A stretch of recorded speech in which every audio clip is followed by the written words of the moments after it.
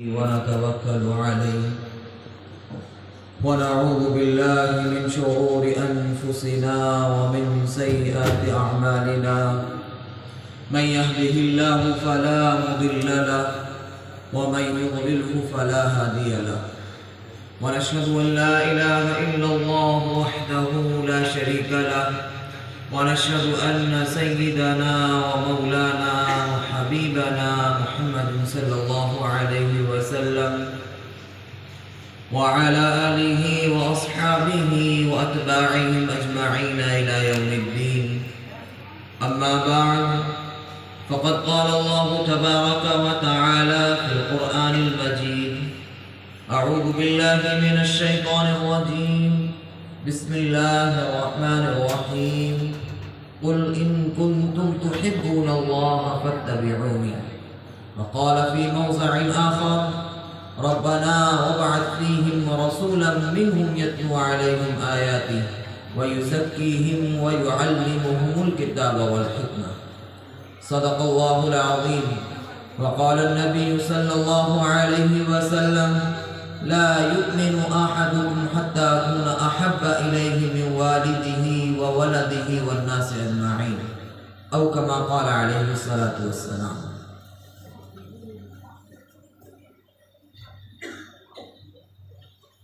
محترم بزرگوں، عزیز ساتھیوں اور پردہ نشین ماں و بہنوں،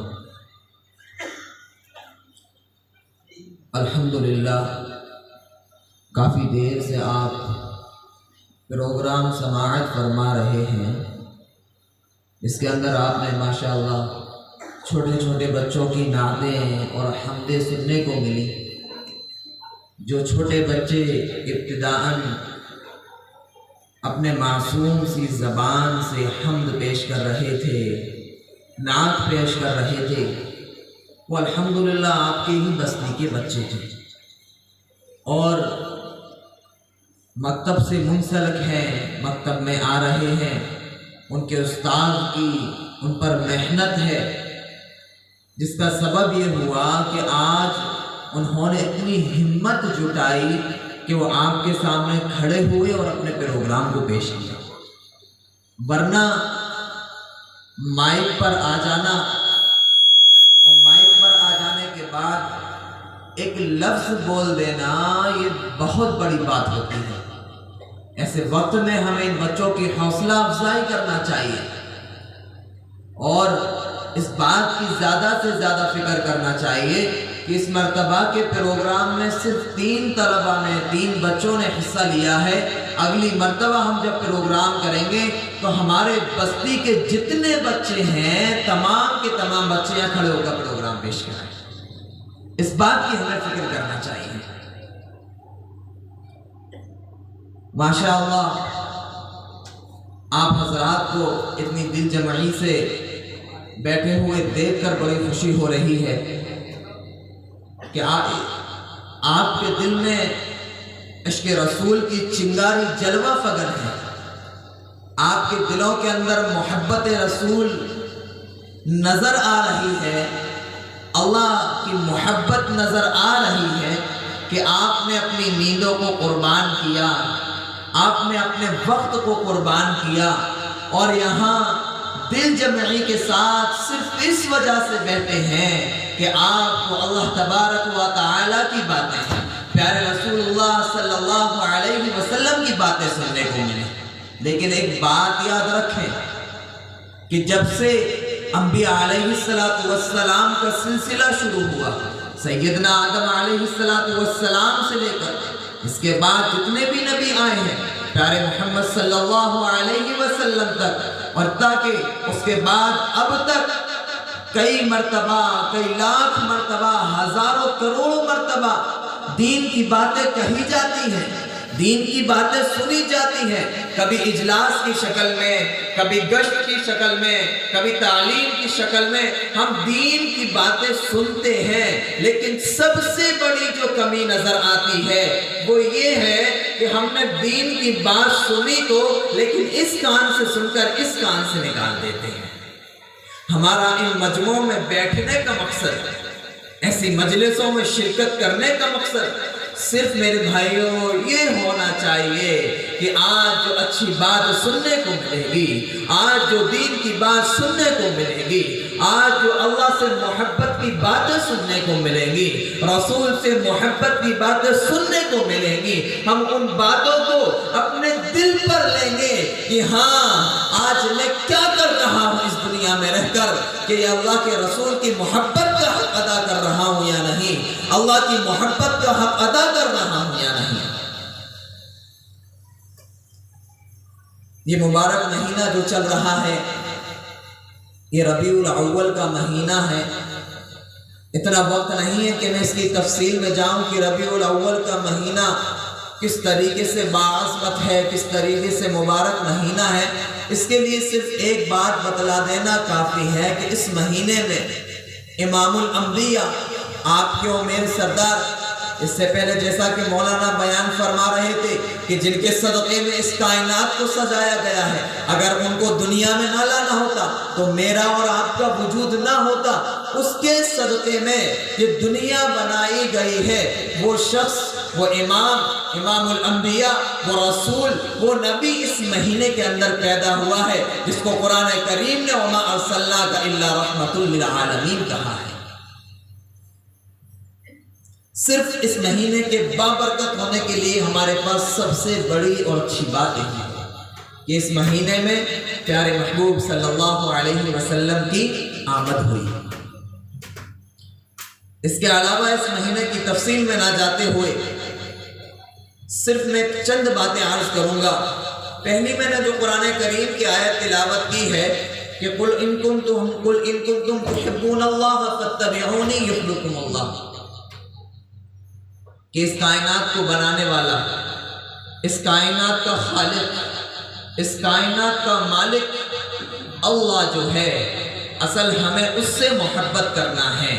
ہم اپنا ماضی اٹھا کر دیکھیں تو صحیح، ہم اپنی تاریخوں کی کتاب اٹھا کے دیکھیں تو صحیح، ہم یہ دیکھیں کہ ہمارا وجود کہاں سے شروع ہوا ہے، ہمارا سفر کہاں سے شروع ہوا ہے، کہ سب سے پہلے اللہ تبارک و تعالی نے ہماری روحوں کو بنایا اور روح بنا کر عالم الست کے اندر جمع کیا، اور ہم بارہا اس بات کو سنتے ہیں کہ وہاں جمع کرنے کے بعد اللہ تبارک و تعالی نے سوال کیا کہ الستو بربکم، کیا میں تمہارا رب نہیں ہوں؟ کیا میں تمہارا رب نہیں ہوں؟ میں تمہارا خالق نہیں ہوں؟ میں تمہارا مالک نہیں ہوں؟ پوری روحوں پر ایک حیرت سی طاری ہو گئی تھی کہ آج اللہ نے کیا سوال کر لیا ہے، اللہ نے آج کیسا سوال اٹھا لیا ہے کہ جو رب ہے، جو خالق ہے، جو مالک ہے، خالق ہونے کے باوجود، مالک ہونے کے باوجود، رب ہونے کے باوجود وہ یہ سوال کیسے کر رہا ہے، الستو بربکم، کیا میں تمہارا رب نہیں ہوں؟ کیا میں تمہارا مالک نہیں ہوں؟ کیا میں تمہارا خالق نہیں ہوں؟ سب ساکت تھے، مجمع خاموش تھا۔ سب سے پہلے میرے اور آپ کے آقا سرور دو عالم صلی اللہ علیہ وسلم نے جوان سے کہا، بلا بلا، کیوں نہیں ہے اللہ، آپ ہمارے رب ہیں۔ اللہ کے رسول کا یہ کہنا تھا کہ اس کے بعد تمام انبیاء کی منہ سے یہ لفظ نکلنا شروع ہو گیا، تمام روحوں کی زبان سے یہ لفظ نکلنا شروع ہو گیا، ہاں میرے اللہ، اے ہمارے پروردگار، اے ہمارے خالق، اے ہمارے مالک، تو ہمارا رب ہے۔ تو اللہ نے تمام فرشتوں کو گواہ بنا کر اس وقت یہ سوال کیا تھا، اگر میں تمہارا رب ہوں، میں تمہارا مالک ہوں، میں تمہارا خالق ہوں، تو آپ دنیا میں جا کر محض میری عبادت کرنا، جیسا کہ قرآن کریم نے نقشہ کھینچا ہے، وَمَا خَلَقْتُ الْجِنَّ وَالْإِنسَ إِلَّا لِيَعْبُدُونَ، کہ اللہ تبارک و تعالیٰ نے جناتوں کو، انسانوں کو محض اپنی عبادت کے لیے پیدا کیا ہے۔ اب ہم پر ایک سوال ہوتا ہے، کیا ہم دنیا میں آنے کے بعد اللہ کا محبت کا حق ادا کر رہے ہیں؟ ہم سوال کریں گے بعد میں، لیکن جو آیت تلاوت کی گئی کہ ہم اللہ سے محبت کریں کیسے، اللہ سے محبت کرنے کا طریقہ کیا ہے، اللہ سے محبت کرنے کا راستہ کیا ہے، تو ہم نے سوال کیا قرآن کریم سے کہ اللہ سے محبت کیسے کی جائے، تو قرآن کریم نے کہا قل ان کنتم تحبون اللہ فاتبعونی یحببکم اللہ، کہ اگر تمہیں اللہ سے محبت کرنا ہے تو اللہ کے رسول صلی اللہ علیہ وسلم سے محبت کرنا ضروری ہے۔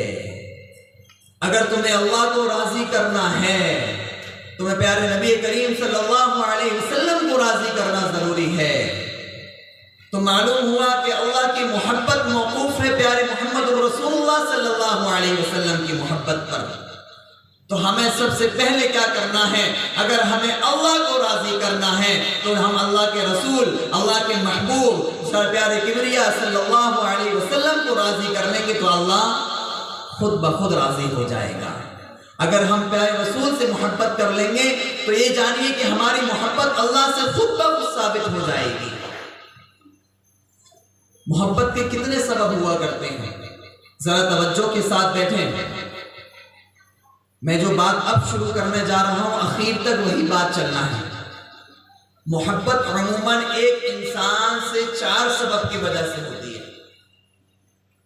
پہلا سبب یا تو اس کی خوبصورتی کی وجہ سے، دوسرا سبب اس کے کسی کمال کی وجہ سے، تیسرا سبب اس کے احسان کی وجہ سے، اور چوتھا سبب اس سے کوئی تعلق ہونے کی وجہ سے۔ یہ صرف 4 سبب ایسے ہیں جو ایک انسان سے محبت کرنے کے لیے کافی ہے۔ سب سے آخری جو سبب بتلا گیا تعلق، جیسے بیٹے کا ماں سے تعلق، بھائی کا بھائی سے تعلق، بیٹے کا باپ سے تعلق، ایک رشتہ دار کا دوسرے رشتہ دار سے تعلق۔ تعلقات کی بنا پر بھی محبت ہوتی ہے، اور اس محبت کو ایسی محبت کہا جاتا ہے کہ آدمی نہ چاہے کہ مجھے اپنی ماں سے محبت نہیں کرنا، آدمی نہ چاہے کہ مجھے اپنے باپ سے محبت نہیں کرنا، آدمی کتنا بھی اس بات کو سوچ لے، لیکن یہ طبعی محبت ہے کہ وہ سوچتا رہے کہ مجھے ماں سے محبت نہیں کرنا ہے، لیکن اگر ماں کے ایک کھروچ لے جاتی تو خود بخود محبت ابھر آتی ہے۔ اس کو بولتے ہیں تعلق کی محبت۔ تو میں اصل بات یہ عرض کر رہا تھا کہ محبت 4 سبب سے ہوا کرتی ہے۔ پہلا سبب تھا جمال، خوبصورتی۔ تو آئیے آج جس بات کے لیے جلسہ رکھا گیا ہے، جس ہستی کے لیے یہ جلسہ رکھا گیا ہے کہ جس کا تذکرہ کیا جائے، تو میں آپ کو بتلاتا ہوں کہ پیارے محمد رسول اللہ صلی اللہ علیہ وسلم کتنے حسین تھے۔ فرمایا جاتا ہے اور بتلایا جاتا ہے کہ رسول اللہ صلی اللہ علیہ وسلم کی خوبصورتی کا یہ عالم تھا کہ سورہ یوسف کا جو ابھی ایک واقعہ بیان کیا کہ حضرت یوسف علیہ السلام بے حد خوبصورت تھے، اور کتنے خوبصورت تھے کہ جب یوسف علیہ السلام کو زلیخا نے اور دوسری عورتوں کے سامنے لایا اور ان عورتوں کے ساتھ ہاتھ میں ایک چاقو پکڑا دیا اور ایک پھل پکڑا دیا کہ تمہیں اس پھل کو کاٹنا ہے اور اپنی نگاہیں یوسف پر ٹکائے رکھنا ہے۔ جب یوسف علیہ السلام اپنے اس کمرے میں داخل ہوتے ہیں جہاں وہ عورتیں منتظر ہیں یوسف علیہ السلام کی خوبصورتی کو دیکھنے کے لیے، جیسے ہی یوسف علیہ السلام داخل ہوتے ہیں اور وہ عورتیں اس چاقو سے اس پھل کو کاٹنا شروع کرتی ہیں، تو حدیث میں آتا ہے، تفسیر میں آتا ہے کہ وہ اپنے ہاتھ کاٹ لیتی ہیں اور ان کی نگاہ یوسف علیہ السلام سے پھرتی نہیں ہے۔ یہ خوبصورتی کا عالم تھا۔ تو اللہ کے رسول صلی اللہ علیہ وسلم کو جو خوبصورتی ملی تھی اس کا ایک حصہ بھی حضرت یوسف علیہ السلام کو عطا نہیں کیا گیا۔ تو انداز لگائیے کہ پیارے محبوب سرور دو عالم صلی اللہ علیہ وسلم کو کتنا حسین بنایا گیا ہوگا، کتنا جمیل بنایا گیا ہوگا، جس کے بارے میں سیدنا فاطمہ رضی اللہ، عائشہ رضی اللہ تعالیٰ عنہ یہ کہتی ہیں کہ جب مجھے رات میں اندھیرا ہو جایا کرتا تھا، گپت تاریکی چھا جایا کرتی تھی، ایسے عالم میں اگر مجھے سوئی میں دھاگا ڈالنے کی نوبت آتی تو میں پیارے رسول صلی اللہ علیہ وسلم کے جسم کے قریب اس سوئی اور دھاگے کو لے جاتی اور اس سے دھاگا ڈال لیا کرتی تھی۔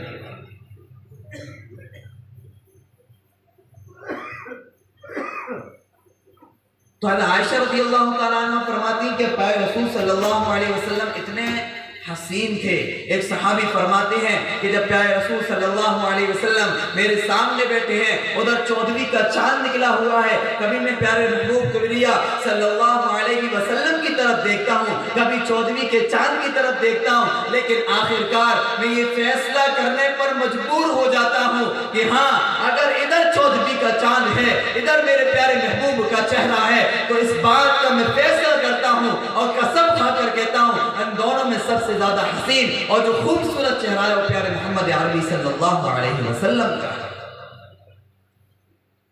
ایسے کئی واقعات ہیں جو میں نے آپ کو 2 بیان کی ہیں کہ پہلا سبب محمد عربی صلی اللہ علیہ وسلم میں محبت کا حسن پایا جاتا ہے، دوسرا سبب کمال، کہ اللہ کے رسول صلی اللہ علیہ وسلم ہر ایک اعتبار سے کمال کے لائق تھے، کامل تھے، تمام عبادات کے اعتبار سے، اخلاقیت کے اعتبار سے۔ میں اس بحث کے اندر بھی نہیں جانا چاہتا کہ اللہ کے رسول صلی اللہ علیہ وسلم کے اندر کتنے کمالات تھے، بڑی لمبی فہرست ہے اور ہم سنتے چلے آتے ہیں۔ تو پہلی چیز پیارے محمد الرسول اللہ صلی اللہ علیہ وسلم میں حسن بھی تھا جس کی وجہ سے ہم ان سے محبت کریں، دوسری چیز پیارے رسول اللہ صلی اللہ علیہ وسلم میں کمال بھی تھا جس کی وجہ سے ہم محبت کریں۔ لیکن میرے بھائیوں، جو سب سے بڑی چیز ہے، جو سب سے بڑی چیز ہے وہ ہے احسان، جس کی وجہ سے ایک انسان دوسرے انسان کا غلام ہو جاتا ہے، دوسرے انسان کا محبوب بن جاتا ہے، دوسرے انسان سے محبت ہو جاتی ہے صرف اس کے احسان کرنے کی وجہ سے۔ تو پیارے رسول اللہ صلی اللہ علیہ وسلم نے اس امت پر کتنے احسان کیے ہیں یہ تو میں بعد میں بتلاؤں گا، میں اب تمہیں یہ بتلاتا ہوں کہ وہ رب کائنات، وہ مالک الملک، وہ ذو الجلال والاکرام، وہ خدا جس کے بارے میں کہا گیا ہے تبارک الذی بیدہ الملک، کہ دنیا کی تمام حکومت، ہر ایک چیز کی بادشاہت، ہر ایک چیز پر کبریائی صرف میرے اللہ کی ہے۔ ساتوں آسمان پر میرے اللہ کی حکومت ہے، ساتوں زمین پر میرے اللہ کی حکومت ہے۔ وہ ایسا بادشاہ ہے کہ اس جیسا کوئی بادشاہ نہیں ہے۔ هو اللہ الذی لا الہ الا ہو، وہ اللہ ایسا ہے جس نے قرآن کریم میں فرمایا ہے کہ جب ایک بندہ دوسرے بندے پر احسان کرے تو اس احسان کو نہ جتلائے، اس احسان کو نہ بتلائے، اس احسان کو کہہ کر نہ سنائے، لیکن ہاں قرآن کریم میں ایک ایسا موقع آیا ہے کہ اللہ نے بندوں پر احسان جتلایا ہے، بندوں کو نعمتیں دی ہیں تو اللہ نے احسان نہیں جتلایا۔ ارے مجھے بتلاؤ تو صحیح کہ اللہ تبارک و تعالیٰ نے میرے پورے جسم کو بنا دیا کہ اللہ نے احسان جتلایا؟ نہیں، اللہ نے ایک جگہ بھی احسان نہیں جتلایا۔ اللہ تبارک و تعالیٰ نے میری آنکھیں بنا دی، کوئی احسان نہیں جتلایا۔ اللہ نے مجھے 2 کان دیے ہیں، اللہ نے کوئی احسان نہیں جتلایا۔ اللہ نے زبان دی ہے، کوئی احسان نہیں جتلایا۔ ہاتھ دیے ہیں، کوئی احسان نہیں جتلایا۔ مجھے 2 پیر دیے ہیں، کوئی احسان نہیں جتلایا۔ آنکھوں میں دیکھنے کی صلاحیت، دیکھنے کی طاقت دی ہے، کوئی احسان نہیں جتلایا۔ کانوں میں سننے کی طاقت دی ہے، کوئی احسان نہیں جتلایا۔ زبان میں بولنے کی صلاحیت دی ہے، کوئی احسان نہیں جتایا۔ ہاں میں یہ بات کہنے پر مجبور ہوں کہ اللہ نے ہمارے اور آپ کے درمیان سیدنا آدم علیہ السلام کو دنیا میں بھیجا، کوئی احسان نہیں جتلایا۔ حضرت نوح علیہ السلام کو دنیا میں بھیجا، کوئی احسان نہیں جتلایا۔ حضرت موسیٰ علیہ السلام کو دنیا میں بھیجا، کوئی احسان نہیں جتلایا۔ ابراہیم علیہ السلام کو دنیا میں بھیجا، کوئی احسان نہیں جتلایا۔ قرآن کریم نازل کیا، کوئی احسان نہیں جتلایا۔ تورات نازل کی، کوئی احسان نہیں جتلایا۔ زبور نازل کی، کوئی احسان نہیں جتلایا۔ انجیل نازل کی، کوئی احسان نہیں جتلایا۔ حتیٰ کہ اللہ نے اتنی نعمتیں مجھے دی ہیں کہ اپنی نعمتوں نے اللہ نے مجھے ڈھانپ دیا ہے۔ قرآن کریم کہتا ہے وَإِن تَعُدُّوا نِعْمَتَ اللَّهِ لَا تُحْصُوهَا، کہ اللہ کی نعمتیں ایک انسان پر اتنی عام ہیں کہ اگر وہ زمین کو کاغذ بنا لے اور جتنے بھی درخت ہیں، پیڑ ہیں، تمام کو قلم بنا لے، جتنے سمندر ہیں، دریا ہیں، سب کو روشنائی بنا لے، وہ لکھتا چلا جائے گا۔ تمام پیڑ ختم ہو جائیں گے، وہ لکھتا چلا جائے گا۔ تمام سمندر بنی ہوئی روشنائی ختم ہو جائے گی، وہ لکھتا چلا جائے گا۔ زمین کا جو کاغذ بنایا تھا وہ ختم ہو جائے گا، لیکن اللہ تبارک و تعالیٰ نے اس انسان پر جو احسان جتلائے ہیں وہ احسان ختم ہونے والے نہیں ہیں۔ میں میں دیکھوں تو صحیح، مجھے دور جانے کی ضرورت نہیں ہے، میں صرف اپنے جسم پر دیکھوں کہ اللہ نے کیسے کیسے احسان مجھ میں دیے ہیں، اللہ نے کیسی کیسی نعمتیں دی ہیں، اللہ نے مجھے کیسا کیسا بنایا ہے۔ اگر میرے اللہ آنکھ پیچھے لگا دیتا تو میں کتنا عجیب لگتا، اللہ میرا منہ پیچھے بنا دیتا تو مجھے کھانے میں کتنی تکلیف ہوتی۔ ہاں، نعمت کا اس وقت پتہ پڑتا ہے جب وہ نعمت چھن جاتی ہے۔ جاؤ کسی اندھے سے جا کر معلوم کرو کہ آنکھوں کی نعمت کیا ہے، کسی گونگے سے جا کر معلوم کرو کہ زبان کی نعمت کیا ہے، کسی بہرے سے معلوم کرو کہ کانوں والی نعمت کیا ہے، کسی لنگڑے سے معلوم کرو کہ پیروں کی نعمت کیا ہے۔ ہاں ہاں، ہر ایک نعمت کے بارے میں اللہ سوال کرے گا، ثم لتسألن یومئذ عن النعیم۔ کوئی نعمت نہیں چھوڑی جائے گی۔ جو جوانی دی ہے اس جوانی کے بارے میں سوال ہوگا، جو بڑھاپا دیا ہے اس بڑھاپے کے بارے میں سوال ہوگا، جو مال عطا کیا ہے اس مال کے بارے میں سوال ہوگا، ایک ایک نعمت کے بارے میں سوال ہوگا۔ اور نعمتیں کتنی ہیں؟ میں کہتا ہوں گن، تو گنتا چلا جا۔ قرآن کریم کہتا ہے وَإِن تَعُدُّوا نِعْمَتَ اللَّهِ لَا تُحْصُوهَا۔ تو نعمتوں کو گن، تو نعمتوں کو گنتا چلا جائے گا لیکن نعمتوں کو کبھی نہیں گن پائے گا۔ یہ میرے اللہ نے اتنی نعمتیں دی ہیں، اور اتنی نعمتوں کے بعد اللہ کیا کہتا ہے؟ میں نے ایک چیز کا احسان نہیں جتلایا۔ میرے بندے، میں نے تجھے انسان بنایا، میں نے احسان نہیں جتلایا۔ تجھے کھانے کو میں نے رزق عطا کیا، میں نے کوئی احسان نہیں جتلایا۔ تیرے چلنے کے لیے زمین کو بچھونا بنایا، کوئی احسان نہیں جتلایا۔ تیرے سر پر آسمان بنایا، کوئی احسان نہیں جتلایا۔ ہاں ہاں، اللہ نے ایک نعمت اپنے خزانے سے مجھے دی ہے، اللہ نے ایک نعمت اپنے خزانے سے اس امت کو دی ہے۔ وہ نعمت ایسی ہے کہ اس نعمت کو دینے کے بعد اللہ بھی احسان جتلانے پر مجبور ہے۔ وہ نعمت کیا ہے کہ قرآن کریم سے سوال کرتے ہیں، ارے قرآن کریم بتلا دو وہ نعمت کیا ہے جو رب احسان جتلانے کا منع کر رہا ہے، جو مالک احسان جتلانے کا منع کر رہا ہے، جو خالق اس نے ہر ایک چیز کو پیدا کیا، ہر ایک چیز کو بنایا، اس نے احسان نہیں جتلایا۔ ایسی کون سی نعمت ہے احسان جتلایا؟ تو قرآن کریم کہتا ہے کہ اللہ کے خزانے میں کسی چیز کی کمی نہیں ہے، اللہ کا خزانہ بھرا پڑا ہے، لیکن ایک قیمتی چیز ایسی تھی کہ صرف اللہ نے اسے ایک ہی بنایا تھا، اس کے سوا وہ دوسری چیز نہیں تھی جو اللہ تبارک و تعالیٰ نے اس امت پر نعمت بنا کر، احسان بنا کر نازل کی۔ تو ہم نے قرآن کریم سے پوچھا بتلا تو صحیح وہ قرآن کیا نعمت ہے؟ تو قرآن کہتا ہے ربنا وابعث فیہم رسولا منہم یتلو علیہم آیاتی۔ اے امت محمدیہ، تمہارے پاس جو میں نے نعمت دی ہے وہ نعمت کوئی چھوٹی موٹی نہیں، وہ نعمت ہے کہ میں نے تمہارے درمیان محمد عربی صلی اللہ علیہ وسلم کو پیدا فرما دیا۔ وہ کس معنی کر نعمت ہے؟ وہ کس معنی کر احسان ہے؟ ایک چھوٹی سی بات سنیے سمجھ میں آ جائے گا۔ وہ اس معنی کا احسان ہے کہ سب سے پہلے دنیا میں آنے والے پیغمبر حضرت آدم علیہ السلام ہے، اس کے بعد کم و بیش پیغمبر آئے، حضرت نوح علیہ السلام آئے، حضرت ابراہیم علیہ السلام آئے، اسماعیل علیہ السلام آئے، یعقوب علیہ السلام آئے، زکریا علیہ السلام آئے۔ اتنے پیغمبر آئے ہیں، لیکن سب سے آخری میں جو پیغمبر آئے ہیں وہ محمد عربی صلی اللہ علیہ وسلم ہیں۔ لیکن یاد رکھنا، جنت میں سب سے پہلے جو امت جائے گی وہ محمد عربی صلی اللہ علیہ وسلم کی امت ہوگی۔ کیا یہ احسان نہیں؟ کیا یہ نعمت نہیں؟ تو کیا اس نعمت کی وجہ سے ہمیں اللہ سے محبت نہیں کرنا چاہیے؟ اب میں آپ سے سوال کرتا ہوں، کیا اس نعمت کی وجہ سے ہم اللہ سے محبت نہ کریں؟ کیا اس احسان کی وجہ سے ہم اللہ سے محبت نہ کریں؟ اور اللہ سے محبت بھی کریں تو صرف زبان پر ہاں اللہ تجھ سے محبت ہے، ہاں رسول تجھ سے محبت ہے۔ میرے بھائیو، قرآن کریم کہتا ہے اگر اللہ سے محبت کرنا ہے تو اللہ سے محبت کرنے کے لیے سب سے پہلے ضروری ہے کہ محمد عربی صلی اللہ علیہ وسلم سے محبت کر، اس محبوب سے، اس رسول سے محبت کر جس نے تیری خاطر تکلیفوں کو برداشت کیا۔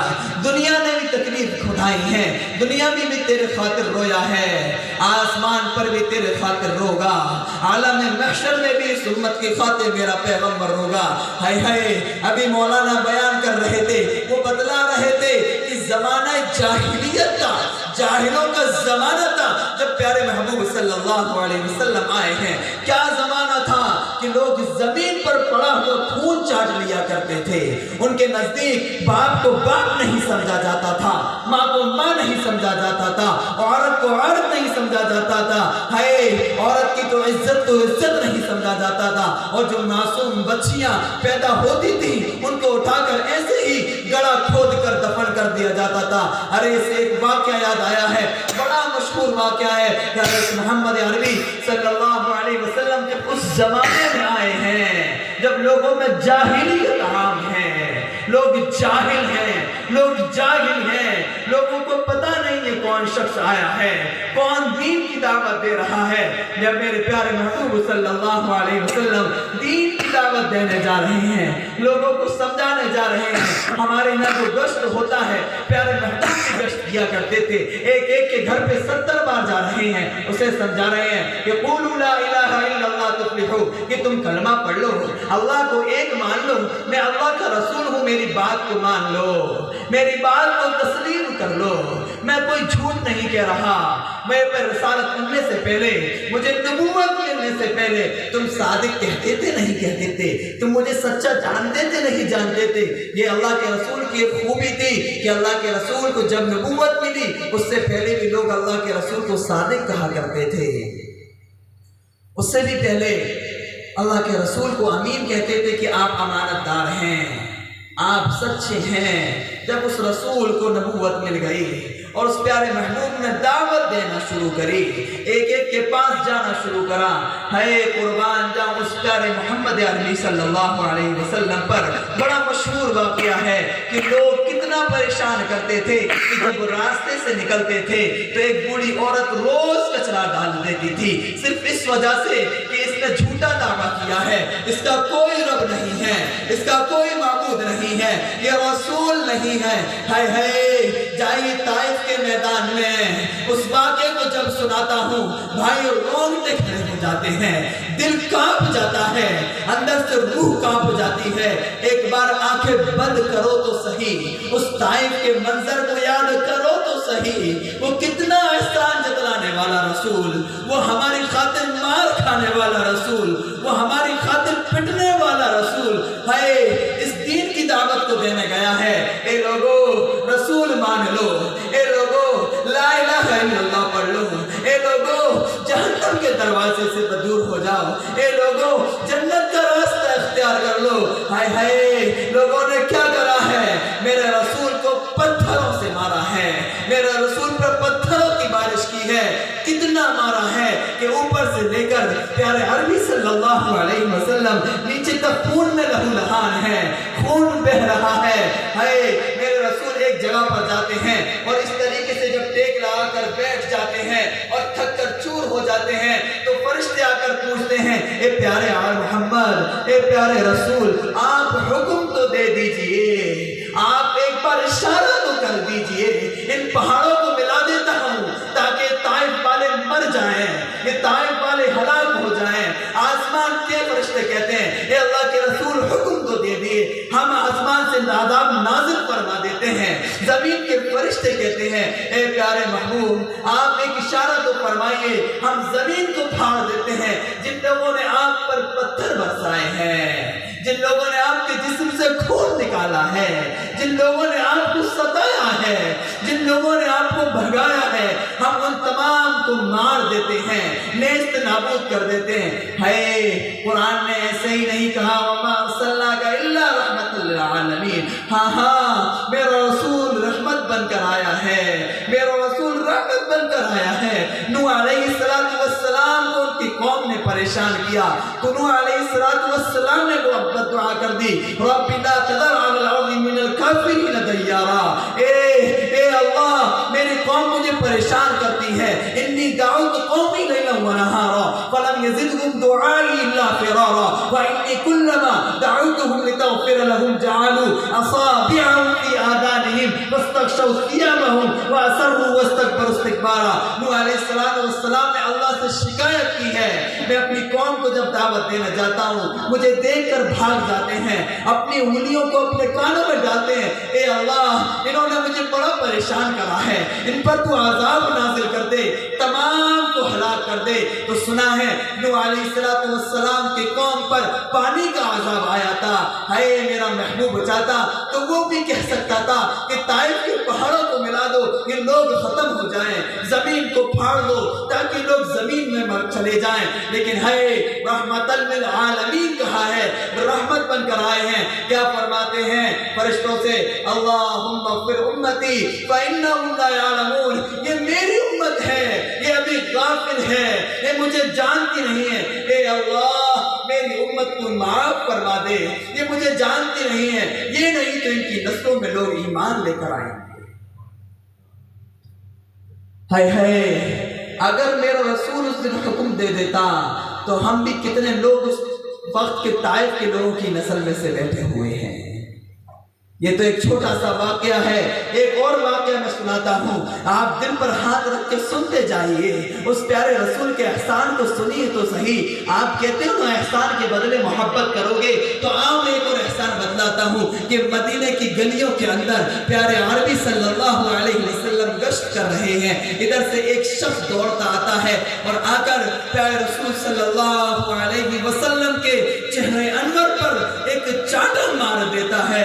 हाय, आज अगर मेरे बाप को कोई चाटा मार तो दे, आज मेरे भाई को कोई चाटा मार तो दे, मैं तलवारें निकाल लेता हूँ, मैं रास्ते में आ जाता हूँ कि जिस मिशन की वजह से, जिस काम की वजह से मेरे भाई को मारा गया है, जिस काम की वजह से मेरे वालिद को मारा गया है, आज से मैं खड़े होकर ऐलान करता हूँ कि वो काम मैं करूँगा, वो मिशन पूरा मैं करूँगा। हाय, हम तो कहते हमें मोहम्मद अरबी से मोहब्बत है, तो सोचिए तो सही, सिर्फ दीन की दावत दे रहे थे, मदीने की गलियों में गश्त कर रहे थे कि एक नौजवान ने आकर चाटा मार दिया। इधर से दूसरा नौजवान आया, उसने प्यारे रसूलुल्लाह सल्लल्लाहु अलैहि वसल्लम का गिरीबान पकड़ कर खींचा तो आपका जुब्बा मुबारक फट गया। उधर से तीसरा शख्स आया, उसने धूल उठाकर मोहम्मद अरबी सल्लल्लाहु अलैहि वसल्लम पर डाल दी। हाय, वो क्या नजारा होगा, उस वक्त जमीन फट क्यों ना गई, उस वक्त आसमान गिर क्यों ना गया, मेरे रसूल को इतना सताया गया, मेरे रसूल को इतनी तकलीफ दी गई सिर्फ मेरे और आपकी खातिर। उधर से आपकी लखते जिगर हज़रत फातिमा रज़ी अल्लाह ताला अन्हा रोती हुई हाथ में पानी का लोटा लेकर आती हैं। अल्लाह के रसूल, आप कई दिन से भूखे हैं, आप कई दिन से प्यासे हैं, आपको सताया जा रहा है, आपको मारा जा रहा है, आपको पीटा जा रहा है, आप ये पानी पी लीजिए। अल्लाह के रसूल ने फरमाया, ए बेटी चुप हो जा, चुप हो जा, अगर आज ये लोग नहीं समझते हैं तो कल आने वाले दिन में इनके लोग, इनकी औलादों में से लोग ईमान लेकर आएंगे। इसको कहते हैं एहसान, इसको कहते हैं अल्लाह के रसूल सल्लल्लाहु अलैहि वसल्लम का एहसान, इसको कहते हैं मोहम्मद अरबी सल्लल्लाहु अलैहि वसल्लम का एहसान। अरे एहसान के बदले मोहब्बत करोगे तो सुनो ना एहसान। भाई आपने चाय का सिस्टम शुरू कर दिया, सबका ध्यान चाय पर आ गया, अगर थोड़ी देर रुक जाते क्या हो जाता। इतना पुख्ता ईमान नहीं है हम लोगों में, सिर्फ एक चाय तक की हकीकत ये है, सबका ध्यान चाय पर है कि हमारा नंबर कब आएगा, थोड़ी देर के लिए बंद कर दें। तो मैं बतला रहा था कि अल्लाह के रसूल सल्लल्लाहु अलैहि वसल्लम के दुनिया में कम एहसान थे कि जब आखिरत का दिन होगा, यौम महशर का दिन होगा, आप और मैं को मरेंगे और मरने के बाद कब्र में जाएंगे और कब्र में जाने के बाद आलम महशर में जब हम जमा हो जाएंगे, जमा होंगे, हाय नफ्सी नफ्सी का आलम होगा, सूरज सवा नेज़े पर होगा, जमीन तांबे की तरह होगी, हमारी खोपड़ियां जैसे हांडी खोलती है खोल रही होगी सिर्फ गर्मी की तपिश की वजह से। हाय क्या आलम होगा। कुरान करीम कहता है, यौमा यफिरुल मरउ मिन अखी व उम्मिही व अबी व साहिबतिही व बनी लिकुल्लि इम्रिइन मिनहुम यौमा इज़िन शानुन युगनी। उस दिन माँ, जिस माँ ने अपने बेटे को, अपनी औलाद को 9 माह पेट में रखा है, 2 साल अपनी छाती से दूध पिलाया है, वो माँ कहेगी बेटा मैं तुझे पहचानती नहीं, ए बेटा मैं तुझे पहचानती नहीं। वो बेटा कहेगा, ए माँ मैं तुझे जानता नहीं, मैं तुझे पहचानता नहीं। वो भाई आज भाई के लिए जान दे देता है, भाई के लिए लड़ाइयाँ कर देता है, हर एक काम पर आमादा होता है। वो भाई उस दिन कहेगा, ए मेरे भाई मैं तुझे पहचानता नहीं, मैं तुझे जानता नहीं। माँ बेटे को, बेटा माँ को, बाप बेटे को, भाई भाई को